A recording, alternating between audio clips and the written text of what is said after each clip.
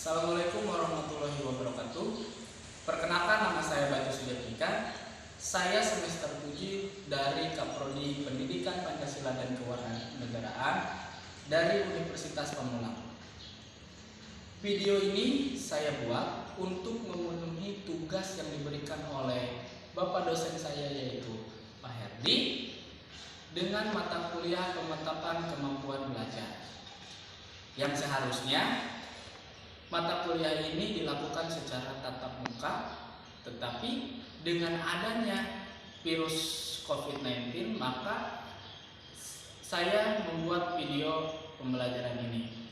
Adapun materi yang saya akan lakukan yaitu perumusan dan pengesahan Undang-Undang Negara Republik Indonesia tahun 1945 dengan model pembelajaran yaitu cooperative learning, pendekatan saintifik, dan menggunakan Infocus sebagai media pembelajaran. Selebihnya, tolong saksikan video ini ya. Assalamualaikum. Waalaikumsalam.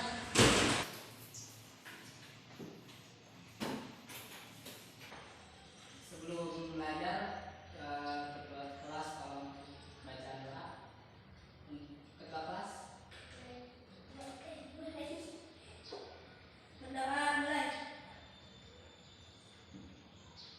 Berdoa selesai. Assalamualaikum warahmatullahi wabarakatuh. Sebelum memulai belajar, Bapak akan mengabsen siapa yang tidak masuk dan siapa yang masuk kelas. Untuk namanya yang disebut, tolong bilang hadir atau acungkan tangan. Kunta Saputra, Dadai, Bowo Ariwibowo, Hadir Pak. Lian Iskandar. Hadir. Sakit berapa hari? 3. Sebelum belajar, buka buku materi pendidikan kewarganegaraan atau yang disebut PPKN. Nah, sudah? Nah, sekarang kita akan membahas tentang perumusan dan pengesahan Undang-Undang Negara Republik Indonesia. Nah, sekarang materi kita yaitu tentang perumusan dan pengesahan Undang-Undang Negara Republik Indonesia tahun 1945. Next. Nah, tolong dilihat ya, jangan dulu menulis. Dilihat dulu. Nah, perumusan dan pengesahan Undang-Undang Negara Republik Indonesia tahun 1945. Nah, pertama, perumusan Undang-Undang Negara Republik Indonesia tahun 1945 terdiri. Nah, konstitusi terbagi menjadi dua, atau hukum itu terbagi menjadi dua, yaitu hukum tertulis atau konstitusi tertulis dan konstitusi tidak tertulis. Nah, nanti Bapak berikan contoh. Nah, konstitusi tertulis adalah aturan-aturan pokok dasar negara, bangunan negara, dan tata negara yang mengatur kehidupan satu bangsa di dalam persekutuan hukum negara. Lanjut. Sedangkan hukum tidak tertulis atau konstitusi tidak tertulis yaitu kebiasaan ketatanegaraan yang sering timbul dalam sebuah negara. Ada juga hukum tidak tertulis. Nah, contoh hukum tidak tertulis itu contohnya seperti apa? Ayo. Tadi kan hukum tertulis terdiri dari hukum yang sudah tertulis atau sudah diundang-undangkan.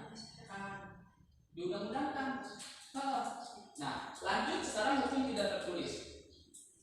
Ya, hukum tak tertulis yaitu kebiasaan-kebiasaan yang tumbuh dan terpelihara dalam masyarakat. Nah, hukum ini tidak tertulis tapi tumbuh di dalam masyarakat. Misalnya hukum adat istiadat termasuk hukum tidak tertulis tapi dipatuhi oleh masyarakat sekitar. Contoh, ya Bapak lihat contohnya. Contoh di daerah Aceh. Di daerah Aceh semua terutama perempuan, semua perempuan harus memakai kerudung karena di daerah Aceh itu kental dengan agama Islam. Pertama Indonesia menjadi negara Islam yaitu datangnya dari Aceh. Ya, betul. Nah, sekarang perhatikan ke PowerPoint. Menurut sarjana hukum, ECS WADU Undang-Undang Dasar adalah naskah yang memaparkan langkah dan tugas pokok dari badan pemerintahan suatu negara dan menentukan pokok-pokok cara kerja badan-badan tersebut. Di dalam negara yang menganut paham demokrasi, Undang-Undang Dasar mempunyai fungsi yang khas, yaitu membatasi kekuasaan pemerintah agar penyelenggaraan kekuasaan tidak bersifat sewenang-wenang. Gagasan ini disebut dengan konstitusionalisme yang sebagaimana ditegaskan dalam pasal 1 ayat 2 Undang-Undang Dasar Negara Republik Indonesia tahun 1945. Ya. Lanjut. Nah, kita merujuk buku konstitusi dan konstitusionalisme. Oke. Bahwa naskah Undang-Undang 1945 pertama kali disiapkan oleh BPU PKI. Hal ini dilakukan pada masa sidang pada tanggal 10 Juli sampai dengan 17 Juli 1945. Nah, dalam persidangan tersebut dibentuk panitia hukum dasar negara dengan anggota 19 orang yang diketuai oleh Insinyur Soekarno. Kemudian panitia ini membentuk panitia kecil yang diketuai oleh Supomo dengan anggota Wongso Negoro, Suekarjo, Marinis, Panji Singgi, Haji Agus Salif, dan Supriman. Nah, lanjut. Dua pengesahan Undang-Undang Dasar Negara Republik Indonesia tahun 1945. Tadi perumusan itu ada dua, ya. Hukum tertulis dan hukum tidak tertulis. Nah, sekarang pengesahan Undang-Undang Dasar Negara Republik Indonesia tahun 1945. Sehari setelah proklamasi kemerdekaan Indonesia, Panitia Persiapan Kemerdekaan Indonesia (PPKI) yang menggantikan BPU PKI melaksanakan sidang, yaitu 8 Agustus 1945. Kenapa diganti menjadi PPKI? PPKI ya, bukan PKI, tapi PPKI, Panitia Persiapan Kemerdekaan Indonesia. Karena Indonesia merasa BPU PKI itu buatan dari Jepang. Ya, BPU PKI itu buatan dari Jepang, maka diganti dengan PPKI yang dibuat oleh orang asli Indonesia. Nah, sidang PPKI telah melakukan perubahan. Nah, dari BPU PKI menjadi PPKI. BPU PKI itu didirikan oleh bangsa Jepang, sedangkan PPKI didirikan oleh bangsa Indonesia.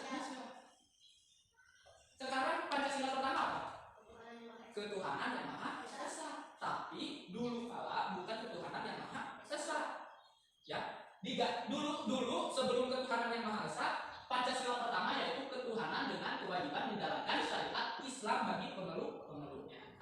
Yang pertama ketuhanan yang Maha Esa. Maka dari itu di Indonesia diwajibkan mempunyai Tuhan satu.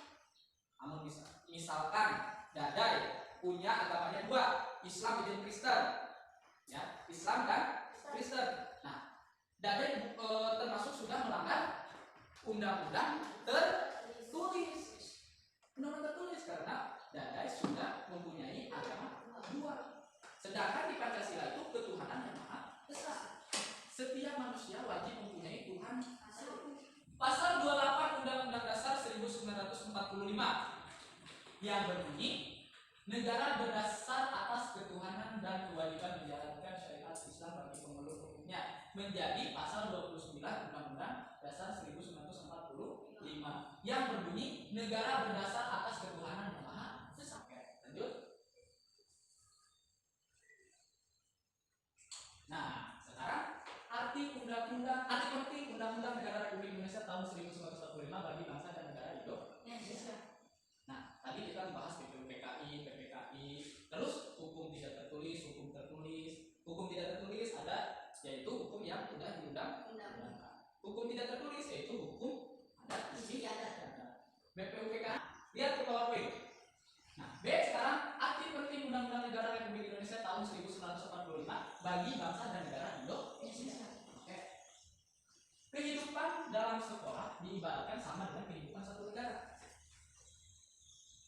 Di sekolah kalian pasti mempunyai peraturan.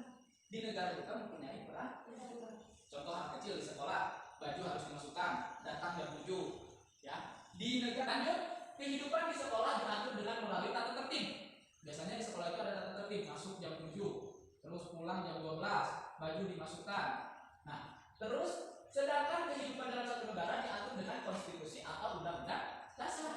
Nah, lanjut, kepatuhan terhadap undang-undang akan mengarahkan kita pada kehidupan yang tertib dan teratur. Coba misalkan kalau tidak ada undang-undang, punya masalah, tiba-tiba langsung bunuh, tanpa ada undang-undang, bebas, terus punya masalah lagi, membunuh lagi. Nah, itu termasuk kehidupan yang tidak teratur. Nah, lanjut, sebaliknya jika ada undang-undang tidak dipatuhi, maka kehidupan bernegara kita mengarah pada ketidakharmonisan. Nah, maka dari itu, kalau coba sekarang tentram nggak hidup? Hah? Tentram tidak hidup? Tentram. Jadi sekarang mah, misalkan tonjok orang langsung kena duit hukuman. Nah, jika tidak dipatuhi undang-undang, ayo nonjok orang bebas, tidak apa-apa. Coba kalau dipatuhi undang-undang, nonjok orang kena duit langsung dihukum penjara. Oke, paham? Lanjut. Nah, sekarang yang terakhir, peran tokoh perumusan Undang-Undang 1945. Tokoh pendiri Indonesia merupakan putra terbaik Indonesia yang memiliki kemampuan dan visi ke depan untuk kebaikan bangsa Indonesia. Anggota BPUPKI merupakan tokoh bangsa Indonesia. Anggota BPUPKI telah mewakili seluruh wilayah Indonesia, suku, bangsa, golongan agama, dan pemikiran yang berkembang di masyarakat pada saat itu. Jadi di anggota BPUPKI itu terdiri dari macam-macam agama, macam-macam ras, macam-macam suku. Ya, kenapa terjadi perubahan tadi? Pertama apa?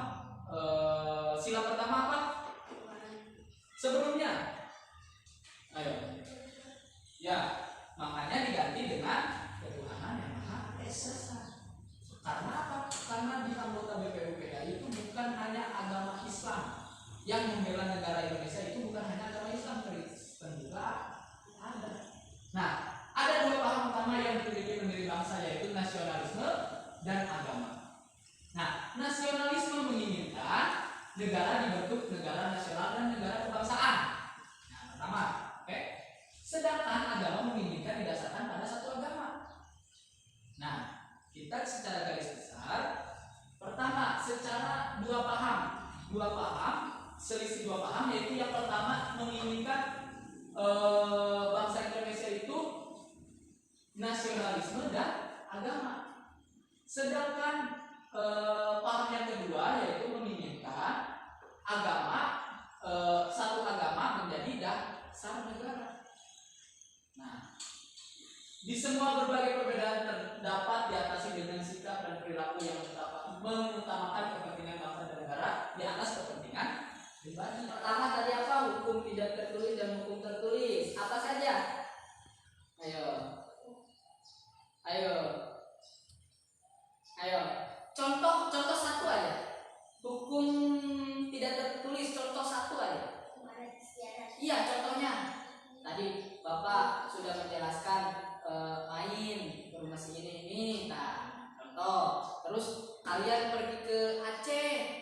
Kalian kalau pergi ke Aceh, terutama perempuan harus pakai kerudung. Kalau nggak pakai kerudung berarti kalian sudah melanggar peraturan adat tersebut di Papua. Nah, paham tidak tentang perumusan dan pengesahan undang-undang dasar 1945? Oke. Boleh ditulis dulu. Ini aja yang tulis. Karena jam sudah mata pelajaran sudah berakhir, maka berdoa untuk pulang. Ketua kelas pimpin doa. Doa selesai.